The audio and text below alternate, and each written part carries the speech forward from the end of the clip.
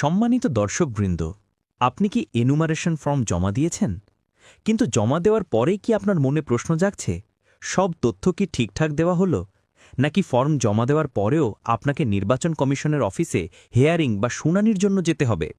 যদি হেয়ারিংয়ে ডাকে, তাহলে কি কি কাগজ সঙ্গে নিয়ে যাবেন?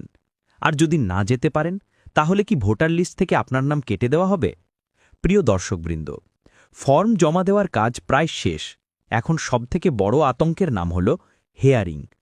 আজকের এই ভিডিওতে আমরা এই হেয়ারিং সংক্রান্ত প্রতিটি খুঁটিনাটি বিষয় নিয়ে বিস্তারিত আলোচনা করব। কাদের নাম নিশ্চিতভাবে বাদ যাচ্ছে আর কাদের ভয়ের কোনো কারণ নেই, তার সম্পূর্ণ তথ্য আজ আপনারা জানতে পারবেন। তাই ভিডিওটি স্কিপ না করে শেষ পর্যন্ত দেখুন, কারণ একটি ছোট্ট তথ্য মিস করলে আপনার নাগরিকত্বের প্রমাণে সমস্যা হতে পারে। সবার প্রথমে বর্তমান পরিস্থিতিটা একটু বুঝে নেওয়া যাক। আপনারা অনেকেই ইতিমধ্যে আপনাদের এনুমারেশন ফর্ম ফিল করে জমা দিয়ে দিয়েছেন। অনেকে অনলাইনে সাবমিট করেছেন, আবার অনেকে অফলাইনে বিএলওর কাছে জমা দিয়েছেন। কিন্তু ফর্ম জমা দেওয়া মানেই কি কাজ শেষ? একদমই নয়। ফর্ম জমা পড়ার পর নির্বাচন কমিশন সেই ফর্মগুলো ভেরিফাই বা যাচাই করছে। এই যাচাই পর্ব শেষ হওয়ার পর আগামী ৯ ডিসেম্বর একটি খসড়া তালিকা বা ড্রাফট লিস্ট প্রকাশিত হবে। এখন প্রশ্ন হল, এই যাচাই করার সময় কমিশন আসলে কি দেখছে? কমিশন দেখছে আপনারা যে তথ্যগুলো দিয়েছেন তার সাথে তাদের কাছে থাকা পুরনো তথ্যের মিল আছে কিনা। যদি কমিশনের মনে হয় আপনার দেওয়া তথ্যে গড়মিল আছে বা কোনো তথ্য অসম্পূর্ণ, একমাত্র তখনই আপনাকে হেয়ারিং বা শুনানির জন্য ডাকা হবে। তাহলে সহজ কথায় ৯ ডিসেম্বরের পর যে খসড়া তালিকা বের হবে, তাতে যদি আপনার নাম না থাকে বা তথ্যে ভুল থাকে, তখন আপনাকে হেয়ারিংয়ে যেতে হবে। এখন সবথেকে বড় প্রশ্ন, কাদের নাম ভোটার লিস্ট থেকে বাদ দেওয়া হচ্ছে? এই নিয়ে চারিদিকে অনেক গুজব ছড়াচ্ছে। চলুন বিষয়টা পরিষ্কার করা যাক। মূলত ৩ ধরনের মানুষের নাম এই তালিকা থেকে বাদ যাবে।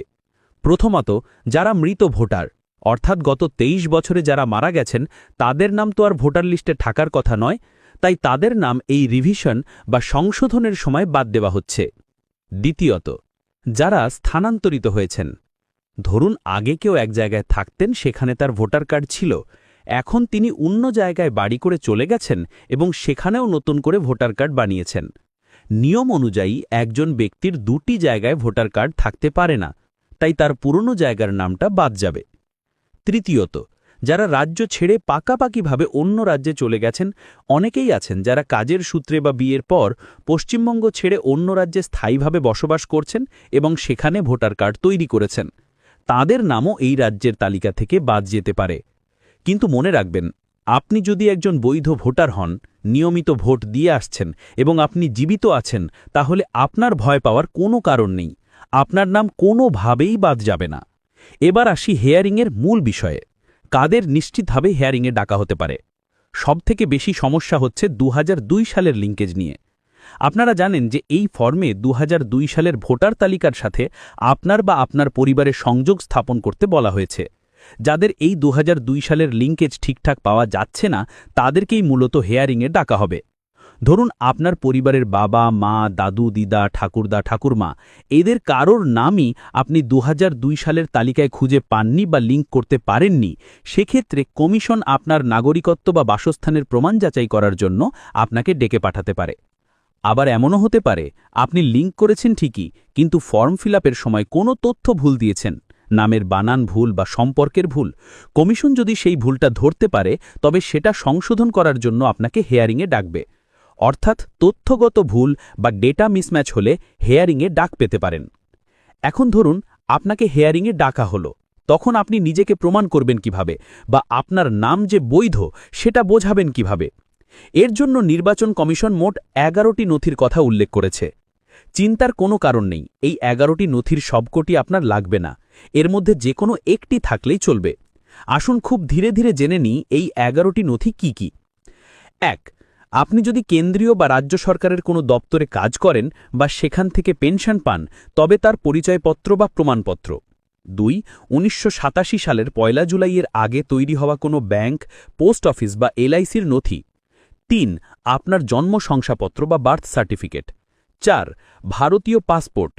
৫. মাধ্যমিক বা তার ওপরের ক্লাসের কোনো শিক্ষাগত যোগ্যতার সার্টিফিকেট। ৬. রাজ্য সরকারের উপযুক্ত কর্তৃপক্ষের দেওয়া বাসস্থানের শংসাপত্র বা domicile certificate. 7 forest right certificate বা বনাধিকার পত্র। 8 জাতিগত শংসাপত্র বা caste certificate. 9 national register of সিটিজেন্সের বা এনআরসির কোনো নথি। 10 স্থানীয় প্রশাসনের দেওয়া পারিবারিক রেজিস্টার বা ফ্যামিলি রেজিস্টার। 11 জমি বা বাড়ির দলিল বা পর্চা। আপনারা যারা দীর্ঘদিন এখানে বসবাস করছেন তাদের বাড়িতে এই 11টার মধ্যে অন্তত একটা বা দুটো কাগজ তো নিশ্চয়ই আছে, তাই প্যানিক করবেন না, শুধু কাগজগুলো খুঁজে হাতের কাছে গুছিয়ে রাখুন। এছাড়াও 12 নম্বর ডকুমেন্ট হিসেবে আধার কার্ড রাখা হয়েছে। তবে আধার কার্ড আপনাকে সরাসরি বৈধ ভোটার প্রমাণ করতে পারবে না, কিন্তু কোনো তথ্য যেমন নাম, সম্পর্ক বা বয়সের প্রমাণ হিসেবে আধার কার্ড একটি সাপোর্টিং ডকুমেন্ট হিসেবে কাজ করবে। এছাড়াও আমাদের কাছে অনেকেই প্রশ্ন করেছেন, যারা কর্মসূত্রে বিদেশে বা ভিন রাজ্যে আছেন তাদের যদি হেয়ারিং হয় তাহলে কি তাদের কাজ ফেলে দেশে ফিরতে হবে? ধরুন আপনি বা আপনার পরিবারের কেউ এখন কুয়েত বা সৌদি আরবে আছেন, বা ব্যাঙ্গালোরে বা দিল্লিতে কাজ করছেন। হঠাৎ হেয়ারিংয়ের নোটিশ এলো, তখন কি করবেন? প্রথমত বিএলওর সাথে যোগাযোগ করুন।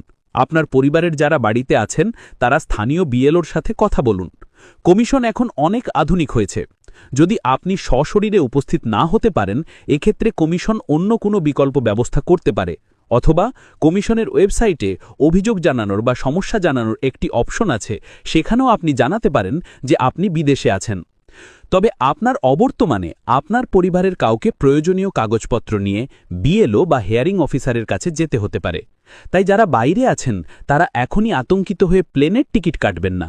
আগে 9 ডিসেম্বর খসড়া তালিকা বের হতে দিন, তারপর প্রয়োজন হলে বিএলওর পরামর্শ নিন। আর একটা বিষয় নিয়ে প্রচুর বিভ্রান্তি তৈরি হয়েছে, সেটা হলো কাকা, জ্যাঠা বা দাদা দিদির সাথে লিঙ্ক করা। আমরা আগে বলেছিলাম যে পরিবারের রক্তের সম্পর্কের কাউকে লিঙ্ক করা যেতে পারে, কিন্তু বিএলওদের যে অ্যাপ দেওয়া হয়েছে সেখানে মূলত বাবা, মা, দাদু, দিদার, ঠাকুরদা, ঠাকুরমাকে লিঙ্ক করার অপশনই বেশি গুরুত্ব পাচ্ছে। তাহলে কাকার নাম থাকলে কি কোনো লাভ নেই? বিষয়টা ভালো করে বুঝুন। অ্যাপে হয়তো সরাসরি কাকার নাম লিঙ্ক করার অপশন নেই, কিন্তু হেয়ারিংয়ের সময় এটি আপনার কাজে লাগবে। ধরুন আপনার বাবা বা মায়ের নাম 2002 সালের তালিকায় নেই, কিন্তু আপনার কাকার নাম আছে। হেয়ারিংয়ে গিয়ে আপনি প্রমাণ করতে পারবেন যে ইনি আমার আপন কাকা, ওনার নাম তালিকায় আছে, অর্থাৎ আমাদের পরিবার এই এলাকাতেই ছিল। এটি একটি সাপোর্টিং ডকুমেন্ট হিসেবে বা সহায়ক প্রমাণ হিসেবে কাজ করবে। তাই অ্যাপে অপশন না থাকলেও এই তথ্যগুলো জোগাড় করে রাখা বুদ্ধিমানের কাজ। ভিডিওর এই পর্যায়ে আমি আপনাদের একটা পরামর্শ দেব, হেয়ারিং হোক বা না হোক এই নথি আজই জোগাড় করে রাখুন। 1 আপনি যে এনুমারেশন ফর্মটি জমা দিয়েছেন তার রিসিভ কপি। 2 আমি যে একটু আগে 11টি নথির কথা বললাম, যেমন জমির দলিল, স্কুল সার্টিফিকেট বা পুরনো ব্যাংক পাসবুক, তার মধ্যে যেটি আপনার কাছে আছে তার অরিজিনাল এবং 1 কপি জেরক্স।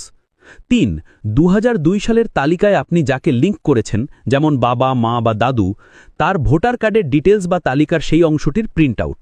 যাদের তথ্যে গড়মিল আছে তারা বিশেষভাবে এই নথিগুলি রেডি রাখুন, কারণ হেয়ারিংয়ের নোটিশ খুব অল্প সময়ের নোটিশে আসতে পারে, তখন তাড়াহুড়ো করে কাগজ খুঁজতে গেলে সমস্যা হতে পারে।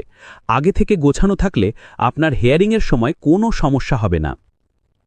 সবশেষে একটা কথা বলি, আপনারা অনেকেই ভাবছেন কেন আমাদের এত হেনস্থা হতে হচ্ছে, আমরা তো বৈধ নাগরিক।